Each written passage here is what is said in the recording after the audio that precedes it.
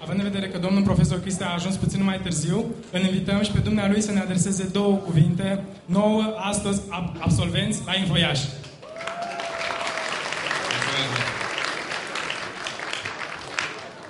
Vă văd atât de fericit, ca și cum ați fi terminat școala.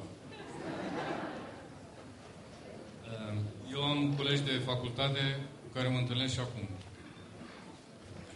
Unii chiar fac concedii împreună. Un prieten bun a plecat azi dimineața de la mine din casă. Din coleg de facultate. Deci, prietenii care vi-i faceți acum o să-i aveți toată viața. Sunt convins. Sunteți frumoși, sunteți grozavi și aveți în față o viață. Vreau să vă zic că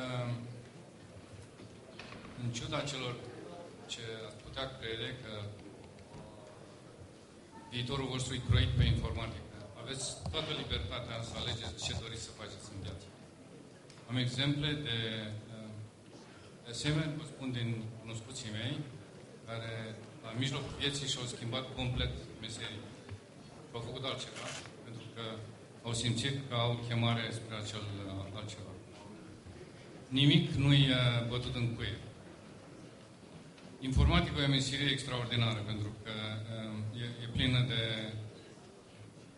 de lucruri care vă fac să gândiți. Eu cred că, dacă ar fi să o iau de la capăt, probabil n-aș mai face informatică, aș face altceva.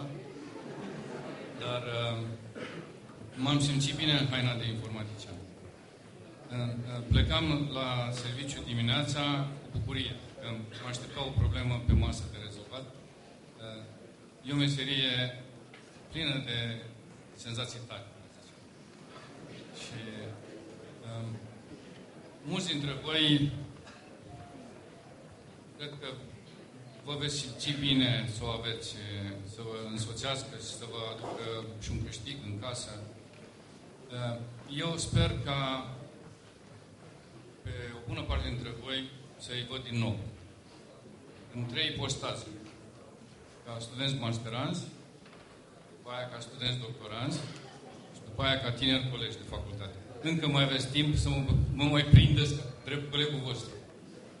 În câțiva ani până voi ieși la pensie, cine știe, poate o parte dintre voi vor fi colegii noștri. Aș vrea tare mult să vă am drept colegi. M-am bucurat de voi. Mi-ați fost dragi. V-am cunoscut un an numai, pentru că ne-am întâlnit numai anul 3. Dar cu cine mai fac eu acum companion-ul? Dacă voi plecați. Da? Bine, să fiți sănătoși și să aveți noroc.